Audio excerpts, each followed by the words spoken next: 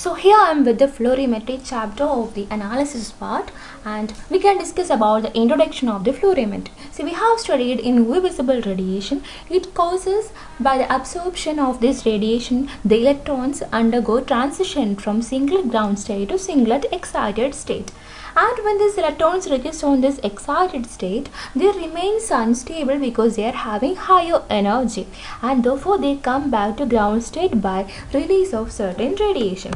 The study of this emitted radiation is called fluorimetry. So that is the definition or the principal explanation for the fluorimetry.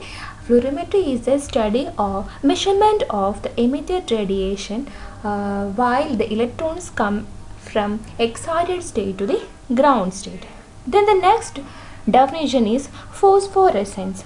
It is a phenomenon of emitted radiation when electrons undergo transition from triplet state to singlet ground state. We can discuss in detail about what is this triplet state and what is this singlet ground state.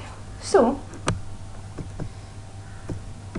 in the principal part, we can discuss what is singlet ground state. It is a state in which all the electrons in a molecules are paired. All the electrons in a molecule are paired, and this state is called singlet ground state. In case of doublet state, it is a state in which unpaired electron is present. For example, free radical which is having an unpaired electron. Then the third one is a triplet state, a state in which unpaired electrons of same spin are present. In case of singlet excited state, it is a state in which electrons are unpaired but they are opposite spin. So these are the four different states. First one is singlet ground state, doublet state, triplet state and a singlet excited state. Singlet ground state, the electrons are paired. Doublet state, unpaired electrons will be the triplet state. Unpaired electrons but having same spin, singlet excited state, unpaired electrons that is having opposite spin.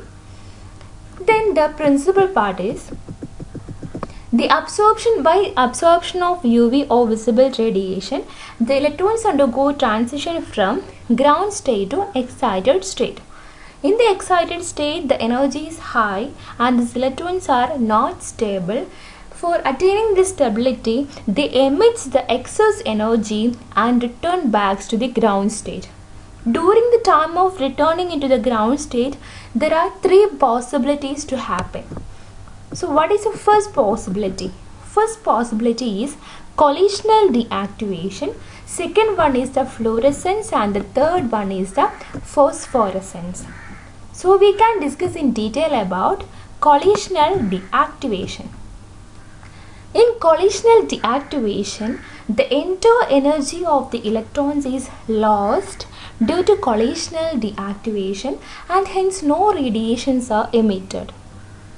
Then the second possibility is fluorescence. In case of fluorescence, a part of the energy is lost due to vibrational transition, and the remaining part is emitted as UV visible radiation of longer wavelength. And this is the principle of fluorescence and thereby fluorimetry. Therefore, since we are using this principle, we can explain the principle of fluorimetry as fluorescence is a phenomenon of emission of radiation when there is transition from singlet excited state to singlet ground state. The wavelength of absorbed radiation is called excitation wavelength, and that of the emitted radiation is called emission wavelength. And these excitation wavelength and emission wavelength are specific or characteristic for a particular substances under ideal condition. Then the third possibility is phosphorescence. See, previously we have discussed that if it is the emitted radiation or study of the radiation emitted during the transition from triplet state to ground state. So we can discuss under favorable conditions like low temperature and absence of oxygen, our electrons from the excited state is transmitted into a triplet state, and this process or this crossing is called intersystem crossing. From triplet state, they will come back to the ground state, and the emission of radiation when electron undergo transition from triplet to ground state is called phosphorescence. So these are the three possibilities. First one is the collisional deactivation, second one is the fluorescence, and the third one is the phosphorescence. All these are explained by a diagram, and the name of the diagram is the Jablonski diagram. So we can discuss once again about Jablonski diagram. So listen, the green line indicates the first possibility, that is the electrons absorb some UV or visible radiation and transmit from ground state to the excited state. In the excited state, they will collide each other and lose their complete energy. In the second one, a part of the energy is lost as vibrational loss, and the other part is emitted as UV or visible radiation, that is fluorescence. And the third possibility is, during the conditions like low temperature and absence of oxygen, they will undergo a transmission into a interstate, and this is called intersystem crossing. Indicates transition from excited state to a triplet state during the conditions of low temperature and absence of oxygen is called intersystem crossing. From the interstate, that is triplet state, the electrons will again come back to the ground state by release of certain radiation, and this property is called phosphorescence. All these are depicted and well explained in the diagram called Jablonski diagram. Next, we can discuss about the types of fluorescence. Before that, we have to know what is luminescence. It is a phenomena of emission of light radiation by substances when excitation occurs in any form. If the excitation is occurred by chemicals, then the phenomenon is called chemiluminescence, and if it is occurred by the electrochemical reaction, then the phenomena is called electrochemiluminescence, and if it is by EMR, that is electromagnetic radiation, then they are called as photoluminescence. So, the fluorescence and phosphorescence are the examples of photoluminescence because the excitation is occurred by the electromagnetic radiation. Then we can directly go for the types of fluorescence. The fluorescence can be classified based upon the wavelength of emitted radiation when compared to that of the absorbed radiation into three types. So, first one is the Stokes fluorescence. Here, the wavelength of emitted radiation is longer than that of the absorbed radiation.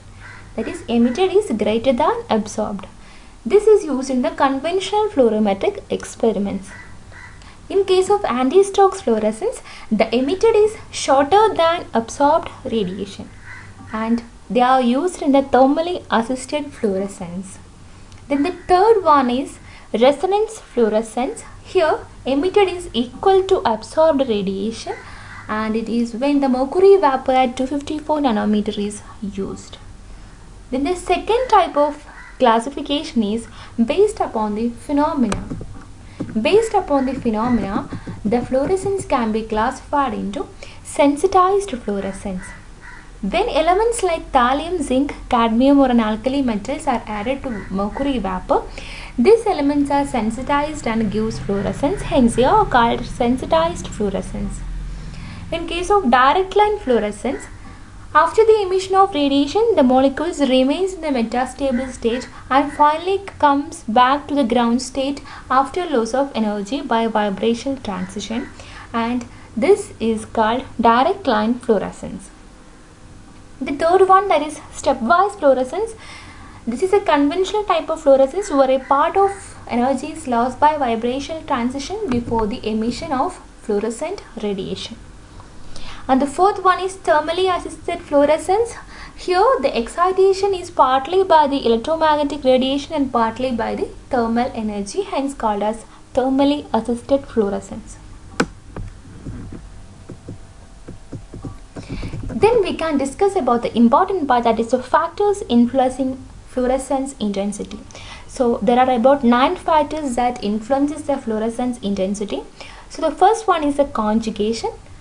If a molecule, first factor is conjugation. If a molecule have unsaturation, then only they will exhibit the fluorescence. If there is no unsaturation, they does not exhibit the fluorescence. That is conjugation. The second factor is nature of substance group. See, we have already know two type of function groups will be there. One will be electron donating group and the other will be electron withdrawing group. So the electron donating group will enhance the fluorescence intensity. Example, amino group, hydroxyl group, etc. Electron withdrawing group like nitro carboxylic group will decreases the fluorescence intensity. The various effect of various function group is given in the table. So the alkyl group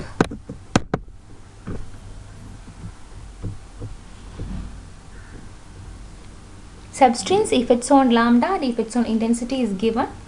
So those that decreases the fluorescence intensity are alkyl group COOH, CHO, COOR and COR, SH and halides, that is fluorine, chlorine, bromine and iodine. Those that increases the fluorescence intensity are OH or methoxy or ethoxy, CN, NH2, NHR, NO2. So these are the effects of the substance on the fluorescence intensity. Then next is the rigidity of the structure. If your structure is rigid, then they will be having more fluorescence intensity, and if it is a flexible structure, it is having less fluorescence intensity.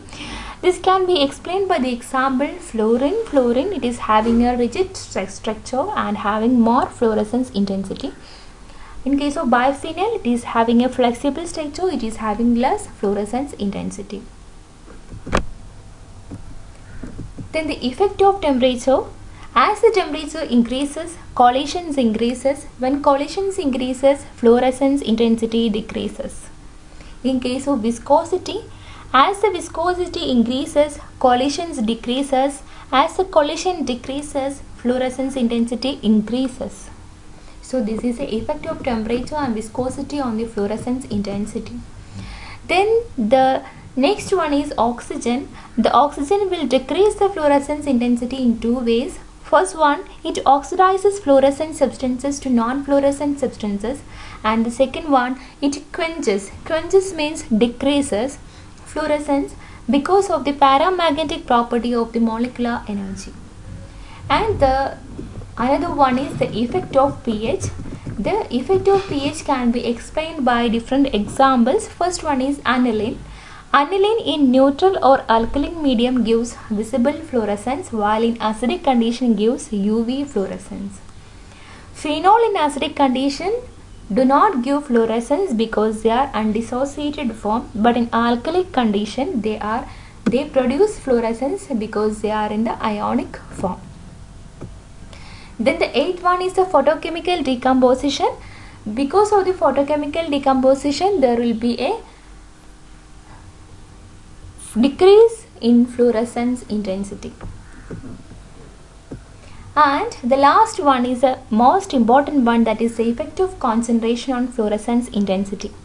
So by fluorescence intensity can be described by the equation Q into IA, where Q is the fluorescence efficiency and IA is the intensity of absorbed light. From Beer-Lambert's law, we already derived an equation for related to IA, where IA is equal to I0 minus IT. I0 is the intensity of incident light and IT is the intensity of transmitted light. From this IT, Beer-Lambert's law, we get I0 e raised to minus ACT.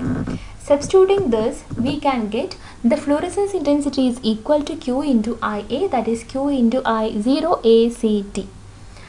What does it indicate? The fluorescence intensity is directly proportional to C. What is C? C is the concentration of the substances. So what happens if it is directly proportional? As the concentration increases, the fluorescence intensity also increases. And when the concentration decreases, the fluorescence intensity also decreases. But there is exceptions. The fluorescence intensity is directly proportional to concentration of the substances, but this is true only in the low concentration ranges. But in high concentration ranges, that is like milligram per ml, they does not obey the linearity. This can be explained by the diagram, that is the diagram of the graph. See, the diagram for low concentration and higher concentration is provided. It is a calibration curve. At low concentration, they obeys the linearity. At high concentration, after a certain limit, they are linear. That means as the concentration increases, the fluorescence also increases. But when the concentration increases much more after the limit, they deviate from the linearity. And what is the reason for this? The reason for this or decrease in the fluorescence intensity due to concentration is called self-quenching or concentration quenching. And the reason for this is the emitted radiation before falling on the detector is being absorbed and re-emitted by the adjacent molecules, which leads to internal circulation of the radiation. So this is called quenching, that means decrease in the fluorescence intensity. So we can discuss in detail about the term quenching. What do you mean by quenching? It is a decrease in the fluorescence intensity. And what are the factors that will decrease the fluorescence intensity? Based upon this, the quenching can be classified into different types. First one is self-quenching or concentration quenching. This we have discussed just a few minutes before. We have discussed quenching or concentration quenching is the at low concentration like microgram per ml or nanogram per ml, linearity is observed, but at a high concentration like milligram per ml, there is deviation from the linearity, and this decrease in the fluorescence intensity due to the concentration is called self-quenching or concentration quenching. Then the second one is the chemical quenching. The quenching due to factors like pH, presence of oxygen, halides and heavy metals is called chemical quenching. pH explanation, presence of oxygen, halides and heavy metals we have discussed before.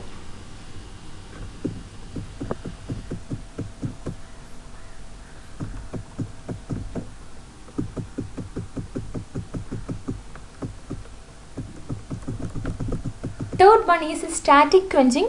This occurs because of the complex formation. Example, caffeine reduces the fluorescence intensity of the riboflavin by the complex formation. And a collisional quenching, collisional, the term we have discussed in the temperature and viscosity part as well as the heavy metal parts. The halides, heavy metals, and increased temperature and decreased viscosity is a factor for decreasing the fluorescence intensity. And next is the instrumentation of fluorimetry. See, in all instruments, the first will be the source of light, and the source of light used here is mercury vapor lamp. First source is mercury vapor lamp. So we can discuss in detail about the mercury vapor lamp. Mercury vapor lamp at high pressure gives an intense lines on a continuous background above 350 nanometer. The lines are seen at 365, 398, 436, 546, 579, 690 and 734 nanometer. The low pressure mercury vapor gives an additional peak at 254 nanometer, and here is a diagram of the mercury vapor lamp. You can go through the diagram, and this is used as a source in the filter type of the fluorimeter. And the second source is xenon arc lamp. Xenon arc lamp gives more intense radiation when compared to that of the mercury vapor lamp, and it is used as a source of light in the spectrophlorimeter. Here is a diagram for the xenon arc lamp. And the third one is tungsten lamp. If excitation has to be done in visible region, the tungsten lamp is used. If does not offer UV radiation, moreover the intensity of this lamp is too low. And we can discuss about the second instrument, that is filters and monochromators. What is the function of filters and monochromators is they are used to select the desired wavelength. So the filter used here is two type is the primary filter and secondary filter. What is the function of primary filter? The primary filter will absorb visible and transmits UV radiation.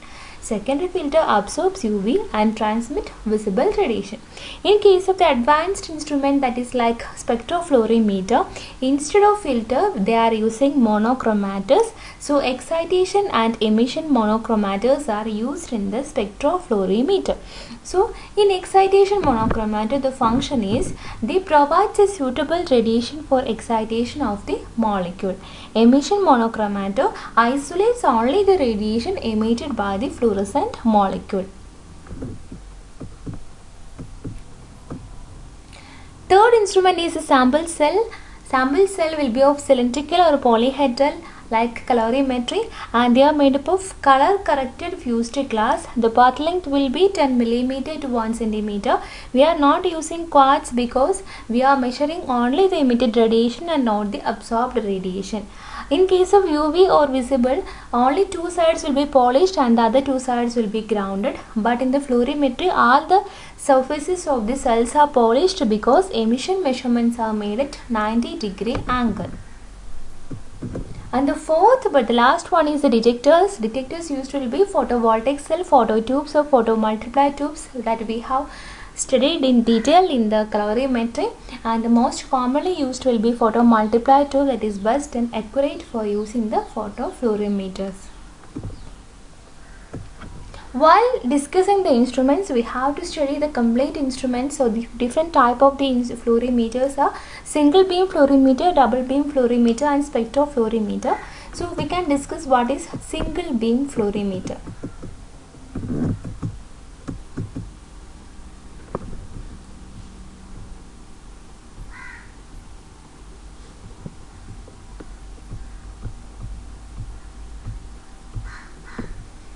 So in case of single beam, this is diagram for the single beam. The source of light used will be the tungsten lamp, and you will be having a collimator and the slit, and the primary filter and secondary filter is here. So what is the function of primary filter? The primary filter will absorb the visible and transmit the UV. So the transmitted UV radiation falls on the sample, and from the sample 90-degree they will reaches on the UV radiation will reaches on the monochromator, and from the monochromator they will absorb the UV and transmit the visible, that is this is the secondary filter, and the visible radiation will falls on the detector. It is amplified and read. That is regarding the single beam fluorimeter. Why we are taking a 90-degree diagram or 90-degree measurement is, if we are using 180-degree geometry, the secondary filters has to be highly efficient, otherwise both the unabsorbed UV radiation and fluorescent radiation will respond and their peaks will be seen. Therefore, this will result in a fault answer. That is why we are using 90-degree angle. Then the advantages are, the single beam instruments are simple in construction, cheaper and easy to operate, and the range of applications can be widened by different combinations of primary and secondary filters. The disadvantage is that not possible to use both the sample and reference at a time, and rapid scanning is not possible. And in case of double beam spectrophotometer, in double beam spectrophotometer we are overcoming the disadvantage of single beam spectrophotometer, that is we can use both the sample and references.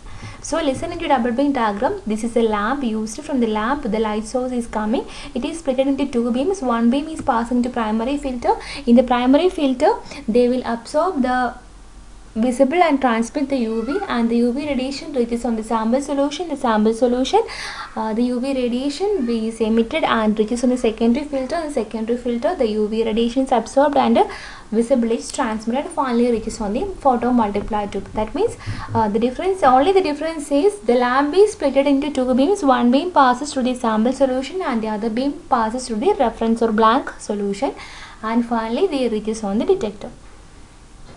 Then in case of advantage, the sample and reference solution can be analyzed simultaneously, and the demerit is rapid scanning is not possible due to the use of the filters.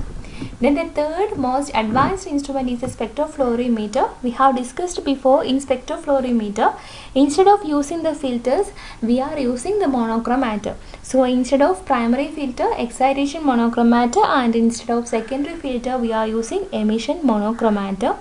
And as like double beam, the incident beam is split into sample and reference beam by using a beam splitter, and the detector used in the spectrophlorimeter will be the photomultiplier tube. Advantage is that rapid scanning is possible and more sensitive and accuracy when compared to filter type instruments. Then the advantages of the and limitations of the fluorimetry. The advantages of fluorimetry is sensitive, precise, specific, and they are having a wide range of applications. And the limitations are change in pH affects the fluorescence intensity, and presence of oxygen as well as halides, heavy metals can decrease the fluorescence intensity. UV absorption sometimes causes chemical changes. All times and all elements and compounds may not be fluorescent in spite of chemical reaction. Then we can discuss about the application. First application, this application is mainly meant for the pharma field. First application is the determination of inorganic substances like Al3+, Zn2+, and Sn4+. For Al3+, the reagent is alizarin garnet, Zn2+, it is benzoin, and Sn4+, it is flavonol. And the wavelength will be fluorescence wavelength for Al3+ is 500 and Sn4+ is 470. Then the determination of organic substances like indole, naphthol, protein, plant pigments, steroids, etc. at low concentration by fluorimetry. Pharmaceutical applications. Other pharmaceutical applications are we can able to analyze the compound which are fluorescent. Example, aminoacrin, para-aminosalicylate, indomethacin, and riboflavin. And compounds that convert the fluorescent products by chemical reaction. Example is chlordiazepoxide, chloroquine, heroin, hydrocortisone, isoniazid, and nicotinamide. And mixture of medicinal substances can be determined by using fluorimetry, but the various methods are a wavelength at which only one drug is excited is chosen, or using separation methods and analyzing the compounds, or using various chemical reaction. For example, 355 nanometer, both morphine and codeine gives fluorescence, but on making the solution alkaline, only codeine will give a fluorescence at 355 nanometer. Then the next is preparation of derivatives. Example, eosin with atropine forms a chloroform soluble complex. Fourth one is a miscellaneous application. Fluorescent indicators. The intensity and color of many fluorescent substances depends on the pH range and hence are used as acid-base titration indicators. Example, fluorescent indicators examples are eosin, fluorescent, quinine sulfate, acridine, and 2-naphtha-quinone. Their color change and pH range is given. The eosin 3 to 4 is the pH range and color change is colorless to green. Fluorescent 4 to 6, colorless to green. Quinine sulfate 3 to 5, blue to violet. Acridine 5.2 to 6.6, green to violet. 2-naphtha-quinone 4.4 to 8.3, blue to colorless. So these are the pharmaceutical applications of the fluorimetry.